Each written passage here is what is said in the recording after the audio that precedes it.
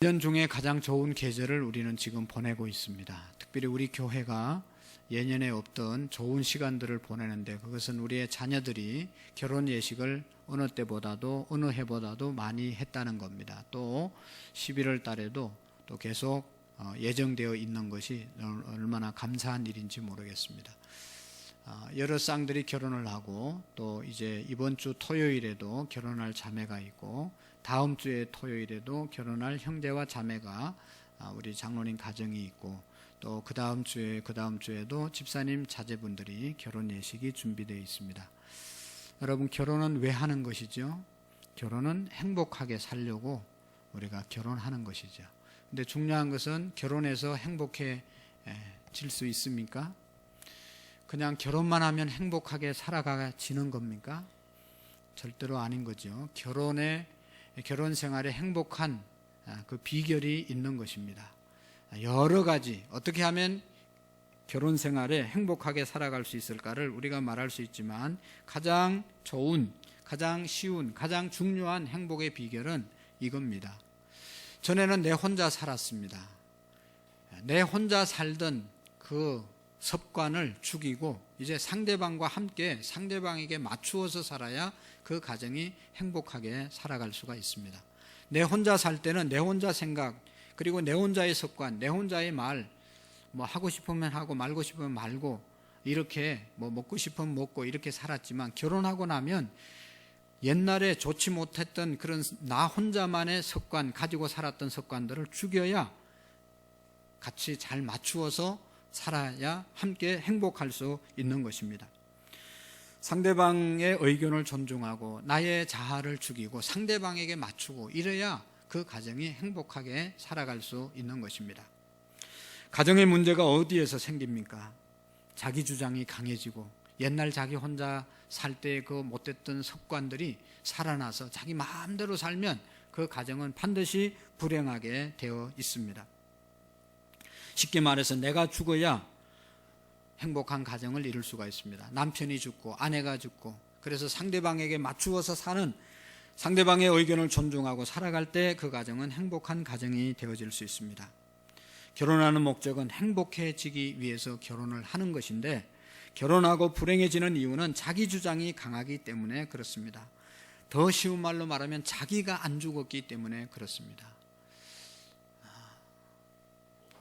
심지어 이런 얘기까지 하나, 결혼하면 절대로 네가 지면 안 된다, 초장에 잡아야 된다. 그게 정말인 줄 알고 초장에 잡으려고 하다 가정 깨지는 거 아니에요. 초장에 죽어야 됩니다. 할렐루야. 초장에 남편이 죽고 초장에 아내가 죽어야 그 가정이 살지, 초장부터 그냥 안 죽으려고 바닥거리고 서로 기싸움하면 그게 어떻게 행복한 가정이 되겠습니까? 나는 죽고 아내로 살고, 나는 죽고 남편으로 살고, 나는 죽고 상대방으로 인해서 사는 가정이 행복한 가정이 될 줄로 믿습니다. 여러분, 우리가 신앙생활 한다고 교회 나오고 오랫동안 예수님 믿는다고 교회를 다녔지만, 여러분 한번 잘 생각해 보세요. 살펴보시기를 바랍니다. 예배 드리는 것이 얼마나 행복하십니까? 기도하는 것이 얼마나 행복하십니까? 아니면 내 삶에 얼마나 많은 변화와 성숙을 가져왔습니까? 오늘날 참 아프면 뭔가 하면 예수 믿는 사람들이, 오래 믿은 사람들이, 직분자들이, 목사와 장로들이 죄를 짓고 넘어져서 사회에 큰 이슈가 돼서 하나님 영광 가리는 일들을 볼 때마다 얼마나 마음이 아픈지 모릅니다. 왜 그렇게 교회를 오래 다니고, 왜 그렇게 성경을 많이 읽고, 왜 그렇게 오랫동안 신앙생활한 사람들이 죄에 넘어져서 하나님 망신시키는가 하는 것을 생각할 때 얼마나 마음이 무너지는지 모릅니다. 우리 모두가 다 그렇게 되기를 원하는 사람은 한 사람도 없습니다. 죄 짓고 싶은 사람이 누가 있어요? 죄 지어서 하나님 망신시키고 집안 망신시키고 싶은 사람이 누가 있어요? 그러나 나도 모르는 사이에 죄 짓고 넘어져서 하나님 망신시키는 일들이 왜 있는 겁니까? 예수님을 믿는다고 교회는 다녔지만 죄에 넘어지고 삶의 변화가 없는 이유가 무엇입니까? 그것은 바로 십자가 복음을 제대로 깨닫지 못했기 때문입니다. 예수 그리스도의 십자가의 복음을 우리가 그 진리를 제대로 깨닫고 살지 못했기 때문에 죄에 넘어져서 자기도 망신, 교회도 망신, 하나님 나라도 망신시키는 것을 우리가 볼 수가 있습니다. 여러분, 우리는 십자가의 복음을 이렇게 믿고 있습니다. 저 십자가에서 나의 죄를 다 예수님께서 용서해 주시기 위해서 속죄 제물이 되셔서 아까도 화목 제물로 돌아가셨다. 다 믿습니다. 저 십자가의 복음, 십자가는 우리의 죄를 다 용서해 주신 것이 저 십자가입니다. 하나님이 우리를 사랑하신 표현이 십자가입니다. 거기에서 머물면 우리는 예수님을 절반밖에 믿는 것이, 십자가의 복음을 절반밖에 깨닫는 것이 안 됩니다. 저 십자가에서 예수님이 죽으실 때 나도 죽었다. 나의 옛날 자아도 죽었다. 나의 죄도 죽었다. 그래서 이제 아까 읽었던 내가 이제 하나님께 대하여 살아있는 자로 여길지어다. 예수 안에서 하나님께 대하여 하나님과 함께 살아가는 그런 삶이라고 믿는 그 믿음이 진정한 믿음인 것입니다. 여러분, 우리는 십자가에서 나의 죄가 용서함 받았다는 사실을 믿습니다. 과거의 죄, 현재의 죄, 미래의 죄까지도 예수님께서 다 용서해 주셨다. 할렐루야. 거기까지 믿고 더 이상 나가지, 나의 죄에 대해서 죽고 나의 자아가 죽지 않았으면 이거는 복음을 온전히 이해하고 온전히 믿는 것이 아닙니다. 소위 구원파라고 하는 이단은 우리는 과거, 현재, 미래의 죄, 지을 죄까지도 다 용서함을 받았어. 그래서 죄에 대해서 별로 신경 쓰지 않고 살아도 돼. 그러면서 죄를 짓고 살아가는 사람들이 구원파 잘못된 사람들이잖아요. 죄를 짓고도 죄에 대한 죄책감이나 죄에 대한 용서를 하려고 생각하지 않고 살아가는 사람들이 있습니다. 죄 용서함 받았기 때문에, 앞으로 지을 죄까지 다 용서함 받았기 때문에 우리는 더 이상 죄에 대해서 신경 쓸 이유가 없어. 그렇게 생각하고 살아가는 사람들이 선하게 살려고, 죄 안 지려고 애쓰고 조심하고 살지 않아도 된다고 생각하는 사람들이 구원파의 사람들입니다. 죄 용서함 받았을 뿐만 아니라 죄에 대해서 내가 죽어야 되는 것입니다. 죄 용서함 받았음을 믿을 뿐만 아니라 나의 자아가 죽었음을 믿어야 되는 것입니다. 아무도 아멘 안 하잖아요. 이게 얼마나 우리가 신앙생활을 몰라서 그냥 죄 용서함 받은 것에 대해서만 기뻐하지, 죄 용서함 받고 또 그거 믿고 기뻐하면서 또 죄 짓고 회개하고 용서함 받고 또 기뻐하고 또 죄 짓고 회개하고 용서함 받았다고 기뻐하고, 그러다 보니까 맨날 죄 짓고 회개하다가 이제는 이제 지쳐가지고 죄를 지어놓고도 회개도 안 하고 그냥 또 계속 죄를 짓고 가잖아요. 마음이 강팍해지지 않습니까? 죄의 싹은 분명히 사망인데 죄에 대해서 우리가 죄의 문제를 해결해야 되는데, 죄의 종로로 타면 안 되는데, 우리가 십자가에서 내 죄가 죽지 않았으니까, 죽었다는 사실을 모르니까, 나의 옛날이 죽었음을 모르니까 계속해서 죄를 짓고 살아가고 있는 것입니다. 얼마나 우리가 참 안타까운, 이런 믿음이 한국 교회 교인들 사이에 전통적인 신앙처럼 퍼져 있습니다. 그래서 목회자도 교인들도 죄 지어놓고 죄에 대한 심각성이 없어 보입니다. 회개를 해도 진정성 있는 회개가 없습니다. 오히려 죄를 짓고 회개하면 더 큰 은혜를 받는다. 그래서 큰 죄를 짓고 회개하고, 그래서 더 큰 은혜를 경험하고, 그렇게 살려고 하는 잘못된 성도들이 있다는 것입니다. 그래서 오늘 성경 1절 2절의 말씀에 보면, 그런즉 우리가 무슨 말 하리요? 은혜를 더하게 하려고 죄에 거하겠느냐? 죄 짓고 용서함 받고 그 은혜를 깨닫고 그래서 은혜 받은 것의 기쁨을 누리기 위해서 죄를 더 지으려고 할 수 있겠느냐? 그럴 수 없다고 말합니다. 왜 죄에 대해서 용서함 받은 사람은 죄 짓고 용서함 받는 것에 대해서 기뻐할 수 없느냐? 2절 말씀을 보십시오. 그럴 수 없느니라. 죄에 대하여는 죽은 우리가 어찌 그 가운데 더 살리요? 여러분, 여기에서 우리가 주목해야 될 것은, 우리는 뭐라고요? 죄에 대해서 죽은 자이다. 죄에 대하여 죽은 우리가 어찌 그 가운데 더 살리요? 죄에 대해서 죽은 사람은 더 이상 죄를 짓지 않는다는 것입니다. 죄에 대해서 죽었는데 죽은 죄가 뭐 또 어떻게 죄를 짓게 하겠어요? 죄에 대해서 죽은 사람들이 저와 여러분들입니다. 우리가 죄에 대해서 구원받은 길은 오직 죄에서 죽는 길밖에 없습니다. 우리가 죄를 이기려고 노력해서 죄를 이길 수 있는 것이 아닙니다. 죄를 안 지려고 노력해서 죄를 안 짓는 것이 아니라 제가 이미 예수님이 십자가에 못 박혀 죽을 때 내 죄도 죽었다. 이것을 믿어야 되는 것입니다. 그렇기 때문에 하나님께서 우리로 하여금 죄에 대해서 죽게 하시는 것입니다. 죄에 대해서 죽을 때만이 우리가 죄로부터 벗어날 수가 있습니다. 다시 말하면 옛사람이 죽어야 우리가 다시 죄로부터 자유할 수 있다는 것입니다. 여러분, 우리는 예수님께서 우리의 죄를 대신해서 죽었음을 믿습니다. 그러나 그것뿐만 아니라 우리는 예수님께서 우리와 함께, 우리와 연합하여 우리와 한 몸이 되어서 내가 예수님이 십자가에서 죽을 때 나도 함께 죽었다는, 나의 자아도 죽었다는 사실을 분명히 알아야 하는 것입니다. 예수님은 십자가에서 죽으셨습니다. 그때 우리도 함께 죽었다. 우리가 세례받을 때 세례받은 것이 바로 내가 죽었다는 표시가 바로 세례입니다. 그래서 여기 3절의 말씀에 보면 무릇 그리스도 예수와 합하여 세례를 받은 우리는 그의 죽으심과 합하여 세례를 받은 줄을 알지 못하느냐. 세례라는 것이 예수님이 십자가에서 죽으셨을 때 나도 그때 죽었다라는 사실을 믿고 받는 것이 바로 세례입니다. 여러분, 세례는 우리가 예수님과 연합하여 한 몸이 되는 성례입니다. 그래서 우리가 세례 받을 때 예수님이 죽은 것이 나의 죽음이 되는 것입니다. 세례라고 하는 말의 뜻은 잠근다라는 뜻인데 물속에 잠긴다는 뜻입니다.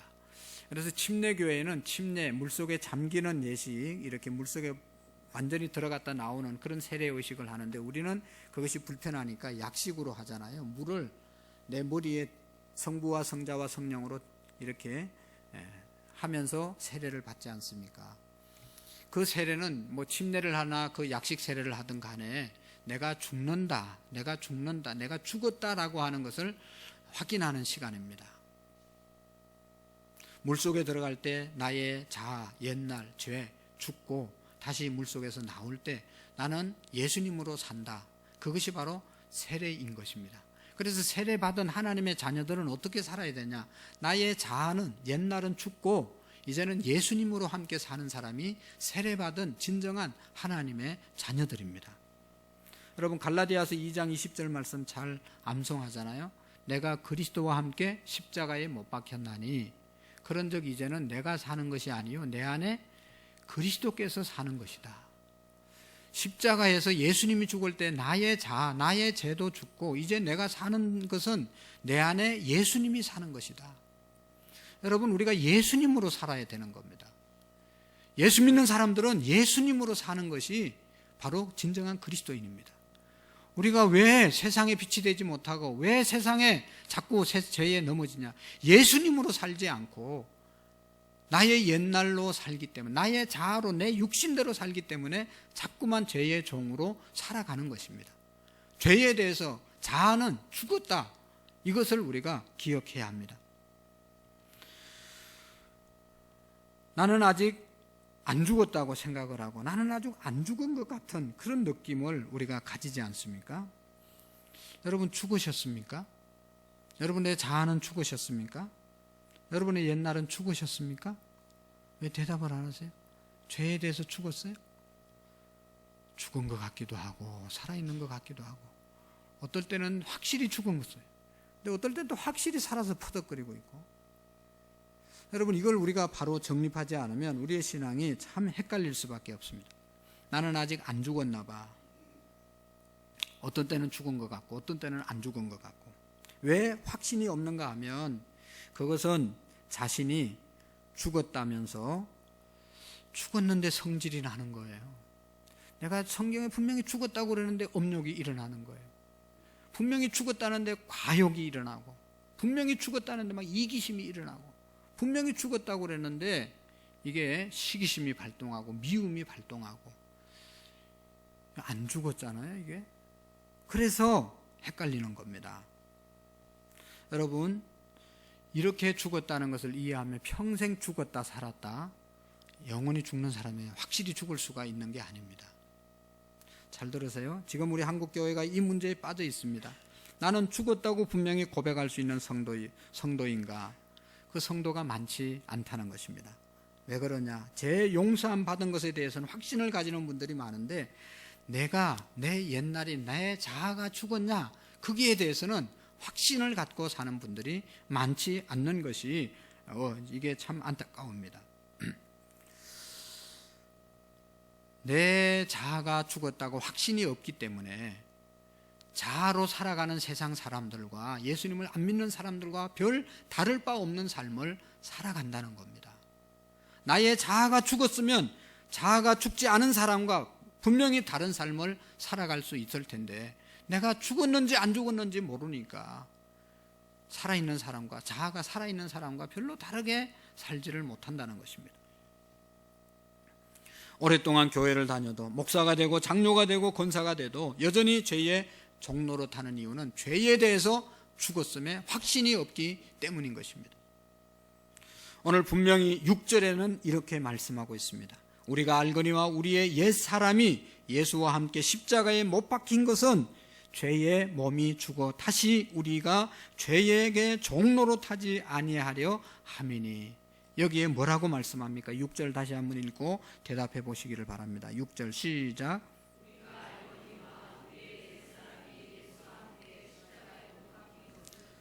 죄의 몸이 죽어 다시는 우리에게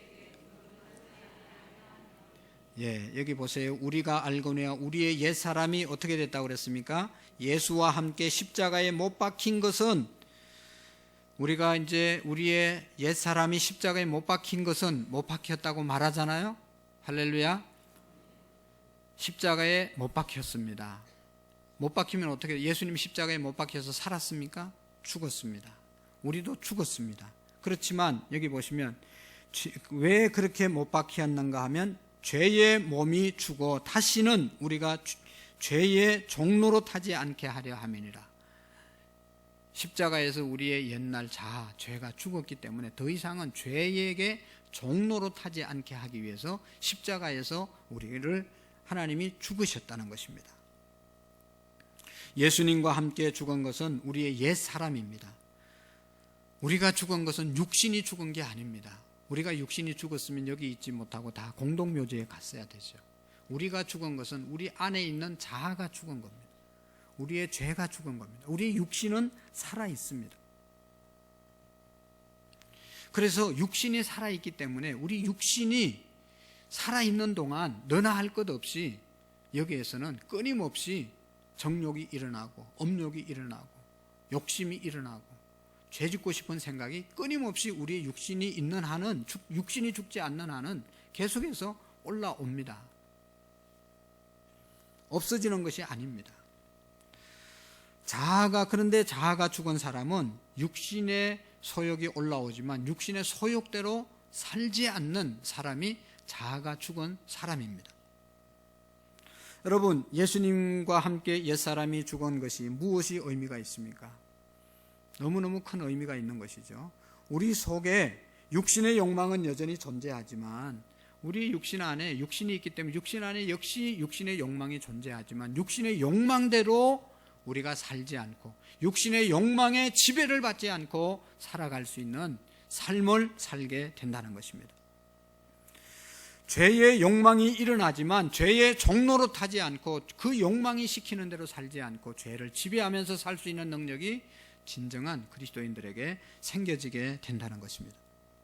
그러므로 우리는 더 이상 죄가 우리를 지배하지 못하게 하는 것입니다. 죄가 우리를 지옥으로 끌고 가지 못합니다. 이제는 예수 생명으로 사는 끝없는 사람이 되었기 때문에 죄가 우리를 어떻게 할 수 없는 삶을 사는 것이 십자가에서 자아가 죽은 자의 삶인 것입니다. 그래서 6절에 보면 우리가 죄의 종로로 타지 아니하려 함이니라. 죄의 종로로서로 하고 살지 않도록 하기 위해서 십자가에서 죽었다는 것이죠. 그리고 7절의 말씀해 보시면 이는 죽은 자가 죄에서 벗어나 의롭다 하심을 얻었음이니라.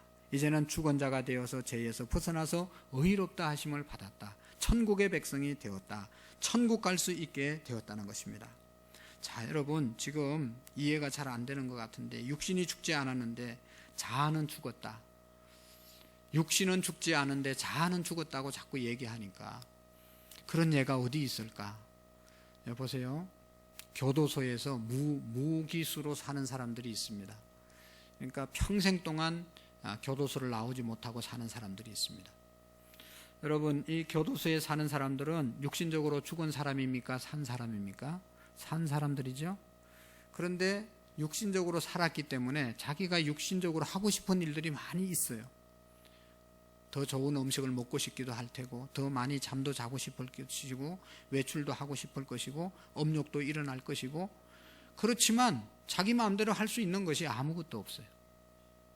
어떻게 살아야 돼요? 교도관이 지시하는 대로 살아야 됩니다. 자기 육신은 살아있지만 자기 자아는 죽은 겁니다. 자기 자아대로 행동할 수 있는 것이 아닙니다. 오직 교도관,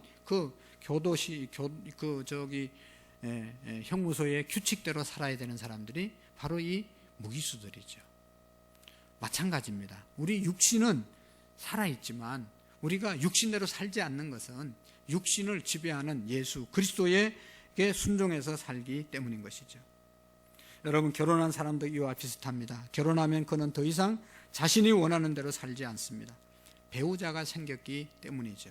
배우자에게 순종하고 배우자를 사랑하며 삽니다. 결혼 생활을 감옥이다, 결혼 생활은 무덤이다, 그런 말을 합니다. 그것은 무슨 말이에요? 결혼하면 내 마음대로 나갈 수 없고, 내가 나가고 싶다고 나가고, 내가 뭐 자고 싶다고 자고, 그렇게 되면 결혼 생활이 제대로 안 되는 것이죠.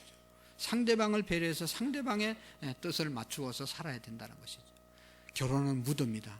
이제 옛날 내 습관, 아까도 얘기했던 혼자 살 때 잘못된 습관들은 다 죽여야 결혼 생활이 제대로 되어지는 것입니다. 여러분, 자아의 죽음이 꼭 불행하지만은 않습니다. 결혼 생활이 불행한 것은 자아가 죽지 않아서 불행하지, 자아가 죽은 사람은 결혼 생활이 행복한 것입니다. 오늘 우리 그리스도인들은 주님과 혼인 관계를 말합니다. 예수님과 우리 관계를 혼인한 사람에 비유해서 말하지 않습니까? 예수님이 우리의 신랑이고 우리는 예수님의 신부이고, 예수님은 신랑이시고 교회는 거룩한 예수님의 신부입니다. 여러분, 이 신랑 신부가 잘 만나서 살기 위해서는 우리가 예수님 안에 살면서 예수님을 나의 왕으로, 나의 신랑으로 모시면서 나를 죽일 때 신앙생활을 제대로 잘 할 수 있지 않겠습니까? 예수님이 우리의 왕이십니다. 그래서 예수님이 우리를 다스리시고 우리를 인도하십니다. 우리는 육신의 요구는 여전히 있지만 우리는 육신대로 살지 않습니다. 왜냐하면 예수님께서 나의 신랑이 되시고 예수님이 나의 왕이 되시고 예수님이 나의 주인이 되시기 때문입니다. 이것이 바로 자아가 죽은 자의 삶인 것입니다. 어느 집사님이 직장생활하면서 이 직장에서 내가 직장 보고마를 해야 되겠다, 직장 보고마를 위해서 사명감을 갖고 열심히 직원들에게 전도를 하고 있었습니다. 그런데 회식 자리가 있었는데 그 회식 자리에서 상무님이 자기에게 술을 권했습니다.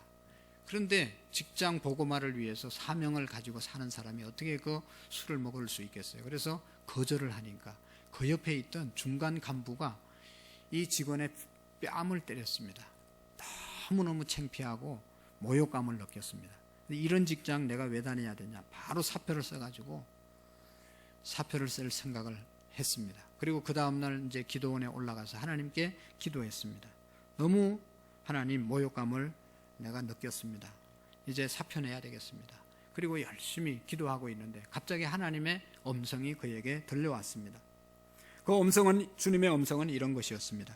나는 십자가에 달리기까지 했는데 직장 보고마 하겠다고 하다가 뺨 한 대 맞은 것 때문에 직장을 그만두려고 하느냐 하는 그런 하나님의 음성이 들렸습니다. 나는 십자가에서 너희 구원하기 위해서 온갖 수치를 다 당했는데 너는 직장생활 하다가 보고마 하려고 하다가 한 대 얻어맞은 것 때문에 그렇게 창피하고 수치하고 자존심 상하고 그럴 수 있느냐? 주님의 음성이었습니다. 여러분, 나의 육신은 창피하고 정말로 안 이뻤고 이게 자존심이 허락하지 않는 일이지만, 그러나 나의 육신대로 하면 당장의 사표를 집어 던져야 되지만, 하나님이 나의 왕이 되시고 예수님이 나의 왕이 되시고 나의 주인이 되시면 그 말씀에 순종하며 사는 것이 나의 자아가 죽은 자의 모습인 것입니다. 전에는 우리가 육신의 종로로 타며 살았습니다. 혈기, 육신이 나면 혈기 부리고, 욕심 생기면 욕심 성취하고, 정욕이 일어나면 정욕 풀고, 내 육신 주도적인 삶을 살았지만, 이제 내 자아가 죽은 사람은 육신대로 살지 아니하고 주님이 나의 주인 되어주시고 주님의 말씀대로 사는 것이 진정한 그리스도인의 삶인 것입니다. 나의 옛사람이 죽었다, 그것은 바로 내 마음대로 사는 것이 아닙니다. 나의 옛날은 죽었다. 여러분, 우리가 오직 믿음으로 구원받습니다. 그 믿음은 십자가 위에서 나의 죄가 용서함 받았다, 그것을 믿는 믿음일 뿐만 아니라 저 십자가에서 예수님이 죽을 때 나의 자아도 죽었다, 나의 죄도 죽었다, 그것을 믿는 믿음이 있어야 구원에 이를 수 있는 것입니다. 십자가에서 죄 용서함 받은 것이 사죄의 은혜가 확실하지만, 내가 죽었다는 확신이 죽었다는 사실이 믿어지지 않으면 이건 반쪽밖에 믿는 것이 아닙니다. 예수와 함께 죽고 예수와 함께 산다, 이것이 바로 세례받은 것입니다. 구원받은 사람을 거듭난 사람이라고 말합니다. 거듭났다는 말은 다시 태어났다는 말 아니겠어요? 다시 태어나기 위해서는 죽어야 다시 태어날 수 있잖아요. 죽은 경험이 없는데 어떻게 다시 태어날 수 있겠습니까? 죽는 경험, 나의 자아가 죽는 경험, 나의 자아가 죽었다가 다시 살아나서 살아난 것을 거듭났다고 말하는 것 아니겠습니까? 오늘 4절의 말씀에 보면 그런 말씀이 있습니다. 그러므로 우리가 그의 죽으심과 합하여 세례를 받음으로 그와 함께 장사되었나니, 이는 아버지의 영광으로 말미암아 그리스도를 죽은 자 가운데서 살리심과 같이 우리 또한 새 생명 가운데서 행하게 하려 함이니라. 우리 옛날에 죽었기 때문에 이제는 다시 살아서 새 생명 가운데 사는 자가 되었다는 것입니다. 세례받은 사람은 자신의 장례식을 치른 사람입니다. 그런데 이 장례식은 슬픈 장례식이 아니라 기쁜 장례식입니다. 그 장례식은 나의 자아를 죽인 장례식이고 나의 죄를 죽인 장례 치른 장례식인 것입니다. 그러나 많은 그리스도인들이 옛사람을 죽지 못한 채 죄만 용서함 받기를 원합니다. 그래서 죄짓고 회개하고 다시 죄짓고 회개하고 이것만 반복하게 됩니다. 그러다가 이것도 시들해져서 강팍해지는 그런 많은 분들을 볼 수 있습니다. 그러면서 여전히 죄 짓는 것을 그냥 포기하고 죄를 짓고 그냥 살아가는 그런 모습들을 우리가 봅니다. 이것은 자신이 죽었다는 것을 느끼지 못하기 때문에 그렇다고 합니다. 여러분, 우리는 자아가 죽었다고 얘기하는데 자아가 안 죽었다고 생각하는 그 이유가 어디에 있는가 하면 죽은 느낌이 안 드는 거예요. 내가 죽은 느낌이, 아까도 얘기한 것처럼 자꾸만 육신이 올라오니까 안 죽은 것 같아, 안 죽은 것 같아. 느낌으로 예수님을 믿는 것이 아니고, 느낌으로 하나님을 믿는 것이 아니고, 그렇게 되면 평생 믿었다 안 믿었다 그렇게 되는 겁니다. 여러분, 오늘은 은혜가 있고 기쁜 좋은 일이 있으면 하나님 믿고, 하나님 내가 오늘 느꼈어, 그래서 하나님 믿는다고 말하고, 또 어려운 일 오면 하나님 못 느꼈기 때문에 하나님 안 믿는다고 부인하고 불신할 수밖에 없는 것입니다. 여러분, 우리의 신앙생활은 내 느낌으로 내 체험으로 하는 것이 아니라 사실에 근거해서 해야 되는 겁니다. 그 사실은 하나님의 말씀이 사실이 되는 것입니다. 하나님의 말씀하신 것이 사실이고 하나님의 하신 말씀대로 되어진다는 것을 믿는 것이 믿음인 것입니다. 예수님을 영접하면 하나님의 자녀가 된다. 그래서 영접 기도를 따라 했어요. 이제 하나님의 자녀가 됐습니다. 자매님 믿으세요. 그래도 내가 하나님의 자녀가 된 건가? 아멘을 잘 못해요. 확신이 없어요. 왜 그래요? 자기는 이 느낌으로 알려고 하기 때문에 그런 겁니다. 예수님 영접하고 하나님의 자녀가 되었습니다 라고 말하면, 그 말한 것을 믿으면 하나님의 자녀가 된 겁니다. 예수님 안에서, 예수님이 십자가에 죽을 때 우리의 죄도 나의 자아도 죽었다, 하나님의 말씀이 말씀해 주는 겁니다. 이 하나님의 말씀을 우리가 믿어야 되는 거죠. 느낌이 올 때까지 기다리는 것이 아닙니다. 믿음 생활은 느낌으로 하기 때문에 우리나라 사람들은 너무 느낌, 체험, 감정 이거 중요하게 생각하기 때문에 계속 왔다 갔다 하는 거예요. 하나님의 말씀이 죽었다고 하니까 죽은 것이고, 하나님의 말씀이 우리가 하나님의 자녀가 되었으니 하나님의 자녀가 된 것입니다. 느낌하고 사실은 다른 겁니다. 여러분, 느낌이 아직 안 왔다고 사실이 아닌 것이 아니잖아요. 우리나라가 1945년도에 8월 15일 날 일본으로부터 해방을 맞이했습니다. 그 8월 15일 날 일본이 항복하고 대한민국이 해방되었습니다. 알려주었습니다. 사람들이 그것을 해방되었다 그러면서 막 거리로 뛰쳐나온 게 아니에요. 해방되은 것이 사실인데 사람들이 해방되었대. 정말로 해방되었는가? 이 느낌으로, 체험으로 이게 실감이 나지 않으니까 사람들이 그것을 누리지 못했다는 겁니다. 근데 그 다음날 사람들이 정말로 우리나라가 이제 정말로 해방되었구나. 그때 태극기 들고 막 나왔다는 거 아니겠어요? 사실은 이미 이루어졌는데 그 사실을 믿지를 못했습니다. 그런 경우가 얼마나 많은지 모릅니다. 9월 9일 날 미군 사령관 하지 중장이 정식으로 항복할 때까지 일본 아베 총독은 여전히 조선 총독에서 행동을 했습니다. 그러니까 우리나라 사람들은 헷갈린 것이죠. 일본이 패망했다고 하는데 패망한 것 같기도 하고 아직도 일본 총독이 물러가지 않았으니까 이게 아직도 완전한 자유가 독립이 안 된 것 같기도 하고, 우리가 헷갈려 했지만 분명한 해방은 1945년에 8월 15일 날 이미 시작된 겁니다. 여러분, 이처럼 많은 그리스도인들이 자아가 죽었다는 복음을 듣고도 어리둥절하고 있습니다. 왜냐하면 느낌으로 믿으려고 하기 때문입니다. 그러나 우리에게 필요한 것은 느낌이 아니라 사실, 하나님의 말씀의 사실임을 기억할 수 있기를 바랍니다. 나의 옛사람이 죽은 것은 느낌으로 아는 것이 아니라 하나님이 이미 십자가 위에서 다 이루어 놓으신 사실 때문에 나의 죄는 죽었고 나의 자아는 죽은 겁니다. 성경에 분명히 기록되어져 있는 겁니다. 여러분, 저도 그런 경험을 했는데 방금 결혼식을 이제 마치고 나오면서 아직까지 부부라는 느낌이 별로 안 듭니다. 저 사람이 나의 아내이고 나는 저 사람의 남편이다. 결혼식 끝나자마자 남편, 아내 느낌이 별로 안 듭니다. 그렇다고 아내가 아니고 남편이 아닌 게 아니잖아요. 한 5년 10년 살고 보면 정들고, 그래서 저 사람은 나의 남편이고 저 사람은 나의 아내인 게 확실해, 그렇게 믿는 것이 아니잖아요.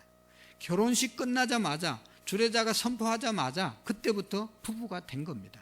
내가 느낌을, 체험을 못했다 할지라도 그때부터 벌써 이제 부부가 된 것이 사실입니다. 여러분 보세요.